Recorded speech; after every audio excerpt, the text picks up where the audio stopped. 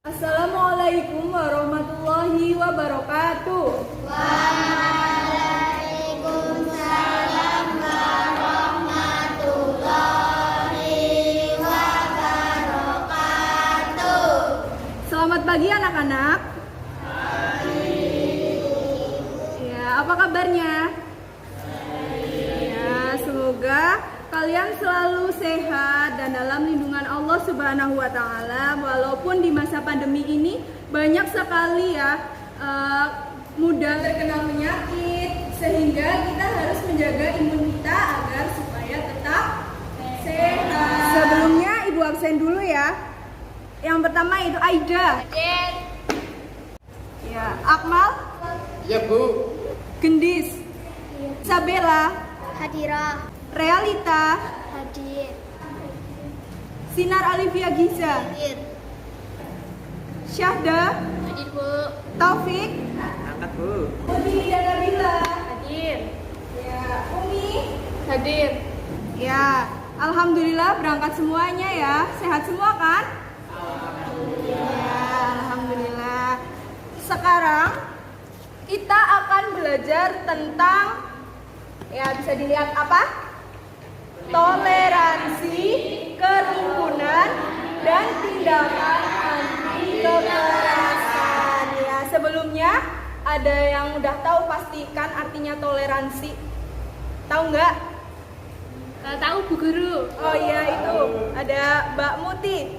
Coba dijelasin ya apa itu toleransi. Singkatnya, toleransi adalah tindakan atau sikap menghargai sebuah perbedaan. Oke, bagus. Terima kasih Mbak Muti atas penjelasannya. Di sini Ibu akan menjelaskan terlebih dahulu apa itu toleransi, apa itu kerukunan, apa itu tindakan kekerasan. Menghindarkan diri dari tindak kekerasan, di situ disebutkan ya dalam Quran surat Al-Maidah ayat 32. Ya, sebelumnya Ibu mau dong satu anak untuk membacakan Quran surat Al-Maidah ayat 32. Saya Guru. Ya, silakan Mbak Syahda. Bismillahirrahmanirrahim. Min ajli dzalika katabna ala bani Israila annahu man qatala nafsan bighairi nafsin aw fasadin fil ardh faka'annama qatala nasa jami'a wa man ahyaha faka'annama ahya nasa jami'a walaqad ja'atkum rusuluna bil bayyinati summa inna katsiran minhum ba'da fil ardi lamu'sirun. Sadaqallahul alim. Ya, Quran surat Al-Maidah tadi yang dibacakan oleh Mbak Syahda artinya yaitu oleh karena itu kami tetapkan suatu kaum bagi Bani Israel bahwa barang siapa membunuh seseorang bukan karena orang itu membunuh orang lain atau bukan karena berbuat kerusakan di bumi, maka seakan-akan dia telah membunuh semua manusia. Barang siapa memelihara kehidupan seorang manusia, maka seakan-akan dia telah memelihara kehidupan semua manusia. Nah, sesungguhnya Rasul kami telah datang kepada mereka dengan membawa keterangan-keterangan yang jelas. Tetapi kemudian banyak di antara mereka setelah itu melampaui batas di bumi. Terus yang selanjutnya yaitu ada perilaku toleransi, ada di Quran surat Yunus ayat 40 sampai 41. Sebelumnya apakah ada yang mau membacakannya? Saya Bu Guru. Ya, silakan Mas Taufik. A'udzu billahi minasy syaithanir rajim. Bismillahirrahmanirrahim. Wa minhum man yu'minu bihi wa minhum man la yu'minu bihi. Wa rabbuka a'lamu bil mufsidin.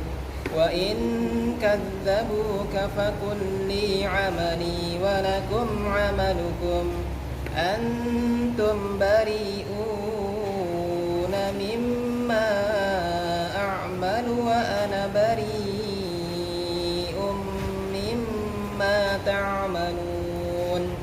Shadaqallahul Azim. Ya, terima kasih ya Mas Taufik. Masya Allah, suaranya bagus sekali ya teman-teman. Bagus gak? Allah. Di situ di Quran surat Yunus ayat 40 sampai 41 itu tentang toleransi. Artinya, dan di antara mereka ada orang-orang yang beriman kepadanya, yaitu Al-Quran. Dan di antaranya ada pula orang-orang yang tidak beriman kepadanya, sedangkan Tuhanmu lebih mengetahui tentang orang-orang yang berbuat kerusakan. Dan jika mereka tetap mendustakanmu, mendustakan itu di situ artinya Muhammad ya, maka katakanlah, bagiku pekerjaanku dan bagimu pekerjaanmu. Kamu tidak bertanggung jawab terhadap apa yang aku kerjakan, dan aku pun tidak bertanggung jawab terhadap apa yang kau kerjakan. Selanjutnya yaitu ada isi dan kandungan. Nah, di mana isi kandungan yang terdapat dalam surat Yunus ayat 40 sampai 41 itu menjelaskan tentang bagaimana orang-orang beriman dan tidak beriman, orang-orang yang berbuat kerusakan dan tidak membuat kerusakan. Allah Subhanahu wa taala tahu apa segala yang dilakukan oleh umatnya, seperti itu. Pada bisa dipahami tentang ayat 40 sampai 41 Quran surat Yunus. Nah, dari arti tersebut kita mengetahui bahwa barang siapa yang membuat kerusakan kemudian kita menyiksa atau melakukan tindakan kekerasan kepada seseorang, maka itu dianggap membunuh semuanya, membunuh semua manusia, seperti itu.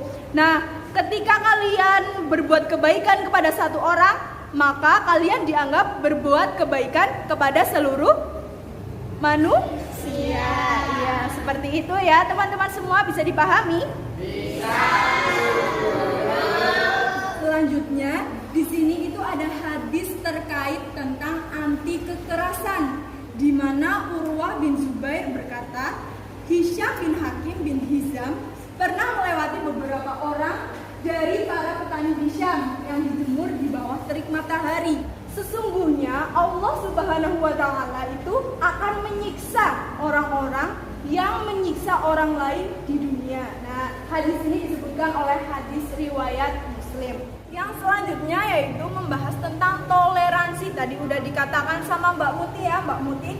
Toleransi itu berasal dari bahasa Latin, yaitu tolerat, yang berarti sabar dan menahan diri. Jadi toleransi juga dapat diartikan sebagai satu sikap saling menghormati dan menghargai antar kelompok atau individu, baik dalam masyarakat ataupun dalam lingkungan yang lain. Seperti itu. Di Indonesia ini banyak sekali kelompok etnik, di mana kelompok etnik di Indonesia. Nah, kelompok etnik itu apa? Kelompok etnik yaitu suku bangsa. Nah, di Indonesia itu ada 1340 suku bangsa di tanah air. Wah, berarti banyak ya, Bu? Iya, banyak. Nah, jadi ketika kelompok etnik itu ada 300. Nah, ini kelompoknya. Nah, tapi kalau suku bangsa di tanah airnya itu ada 1340. Bayangkan, dari semua penduduk di Indonesia memiliki suku bangsa yang berbeda-beda. Pasti pemikirannya pun berbeda-beda, ideologinya pun berbeda-beda, seperti itu. Selanjutnya yaitu ada ras. Nah, di sini itu ada 4 ras di Indonesia ya, ada 4 ras. Yang pertama itu ada ras Malayan, Molongoid. Terus yang kedua itu ada ras Melanesia. Kemudian yang ketiga itu ada ras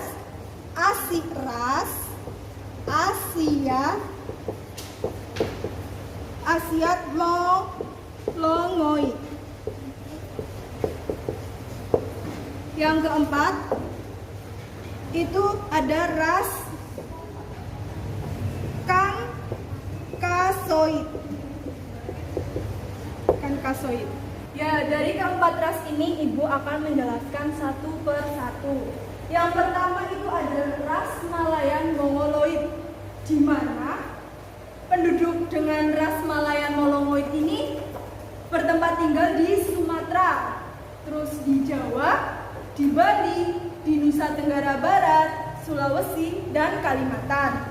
Ciri utama dari ras Malayan Mongoloid ini yaitu memiliki kulit kuning hingga kecoklatan serta bermata besar. Jadi kalau ras yang pertama itu ras Malayan Mongoloid, itu kulitnya itu kuning, terus matanya besar, ya kuning sampai kecoklatan dan matanya besar. Kemudian yang kedua, biasanya penduduk dengan ras Melanesia itu bertempat tinggal di Papua, Maluku, serta Nusa Tenggara Timur. Nah, ciri utamanya itu berkulitnya itu hitam serta memiliki rambutnya yang keriting. Biasanya kalau orang Papua kan kulitnya hitam, agak kehitam seperti itu ya. Terus rambutnya juga keriting. Itu kebanyakan pasti seperti itu. Kemudian yang ketiga yaitu ras Asiatic Mongoloid. Biasanya penduduk dengan ras Asiatic Mongoloid ini memiliki ciri-ciri yaitu kulitnya itu berwarna kuning serta matanya itu sipit. Nah, biasanya penduduk ini itu dari Cina, dari Jepang, terus dari Korea. Biasanya kalau orang Cina kan matanya sipit ya. Terus kulitnya juga kulitnya kalau orang Cina apa? Ya putih kuning kayak gitulah ya. Belum nggak putih banget seperti itu. Terus yang selanjutnya yaitu ras Caucasoid, di mana penduduk dengan ras Caucasoid ini berasal dari India, berasal dari Australia, kemudian dari Eropa, kemudian dari Amerika Serikat. Nah, ciri utamanya itu pada ras Caucasoid itu ada warna kulit agak kuning atau putih serta hidungnya mancung. Iya, sama-sama kayak Asiatic Mongoloid, tapi hidungnya mancung. Kalau yang tadi kan matanya sipit, ya seperti itu. Nah, dari perbedaan-perbedaan tersebut kita itu harus bersikap toleransi, karena sikap toleransi itu merupakan sikap awal bagi kita itu untuk menghargai perbedaan, di mana ketika kita mau dihargai, maka kita juga harus menghargai orang lain. Yang selanjutnya yaitu makna toleransi. Di sini ada agama, perbedaan ras, adat istiadat, dan suku. Nah, di sini Ibu akan memberikan satu contoh yaitu tentang agama. Misalnya Muti beragama Islam memiliki teman yang beragama Kristen bernama siapa ya? Tia, ya. Nah, ketika Muti bermain dengan Tia, Muti tidak harus mengikuti apa yang Tia kerjakan. Misalnya Tia lagi baca kitab atau dia meyakini bahwa kitab itu adalah kitab yang benar-benar apa? Benar dari Tuhannya. Nah, Tuhannya itu yang dianggap paling benar, karena Tia beranggapan bahwa agamanya itu yang paling benar. Nah, kita tidak harus mengikuti karena kita sudah memiliki iman, bahwa orang Islam kan harus punya iman seperti itu. Yang selanjutnya yaitu tentang kerukunan. Menjaga kerukunan adalah salah satu sikap mewujudkan keserasian, keharmonisan, keseimbangan, dan tidak membedakan pangkat, jabatan, kemudian ekonomi, keturunan, dan perbedaan agama, suku, ras, dan bangsa seperti itu. Nah, di sini dalam menjaga kerukunan ada beberapa cara. Yang pertama yaitu dengan silaturahmi dengan tetangga. Nah, kemudian itu ada tolong menolong serta mentaati dan menghormati aturan yang ada. Nah, dalam kerukunan tersebut itu ada hadisnya. Rasulullah SAW dan perumpamaan orang yang beriman di dalam cinta mencintai, sayang menyayangi, kasih mengasihi, yaitu seperti satu tubuh.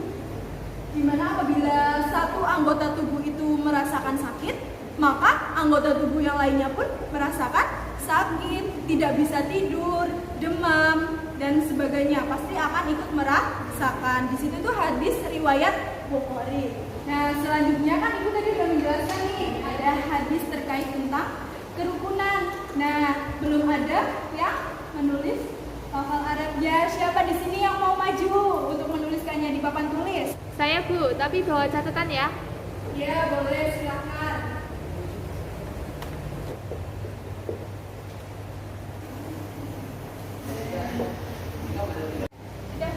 Ya, baik, terima kasih ya Mbak Putih. Ya, silakan duduk kembali. Kemudian yang selanjutnya yaitu ada berbagai bentuk-bentuk kekerasan. Di mana yang pertama itu ada tawuran, menjambak, menampar, memukul, menendang, mendorong, membakar, mengancam hingga sengaja membunuh. Itu merupakan bentuk kekerasan secara fisik. Yang kedua yaitu ada dianiaya, diancam, bullying, kehilangan hak atas anak, ingkar janji, merusak atau memutuskan hubungan dengan anggota keluarga atau teman. Itu merupakan kekerasan dalam apa? Kekerasan dalam psikis. Jadi itu mengganggu jiwa seorang. Kemudian yang selanjutnya itu membuat korban mempunyai ketergantungan ekonomi, menelantarkan keluarga secara ekonomi atas tanggung jawab. Itu salah satu bentuk kekerasan ekonomi. Yang terakhir yaitu terorisme, penghinaan atau pencemaran nama baik terhadap agama. Kemudian pembatasan hak untuk beribadah, intoleransi, dakwah dengan kekerasan. Selanjutnya yaitu perilaku menghindari tindak kekerasan, di mana menghargai dan menghormati hak orang lain karena setiap pribadi itu menginginkan ketentraman dan kebahagiaan. Yang kedua itu keadilan merupakan kunci bagi setiap kejahatan. Menimpa seseorang mendapatkan hukuman yang setimpal. Yang ketiga itu sangat berhati-hati dalam menempuh kehidupan berkaitan dengan hak orang lain. Karena boleh jadi kita itu dapat lepas di pengadilan dunia, tetapi tidak bisa lepas dari pengadilan di akhirat. Oke, baik, tadi Ibu sudah memaparkan tentang toleransi, tentang kerukunan, tentang tindakan kekerasan, bagaimana kita menghindarinya. Nah, di sini Ibu akan bertanya nih, bagaimana sih hubungan toleransi, kerukunan dan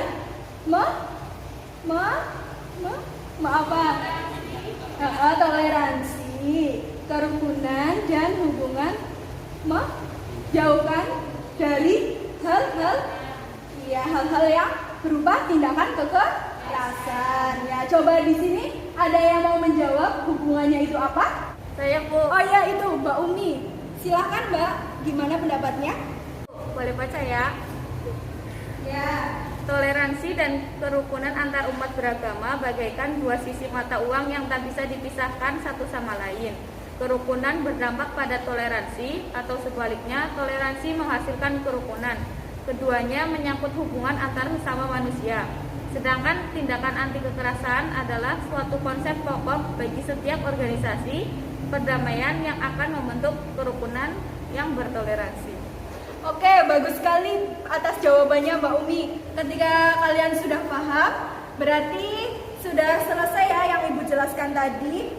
Terus ada PR tadi buat kalian, di mana makna toleransi tadi Ibu sudah menjelaskan tentang agama. Jadi kalian itu menjawab tentang perbedaan ras, adat istiadat, sama suku. Ya, nanti dikerjakan, dikumpulkan kapan?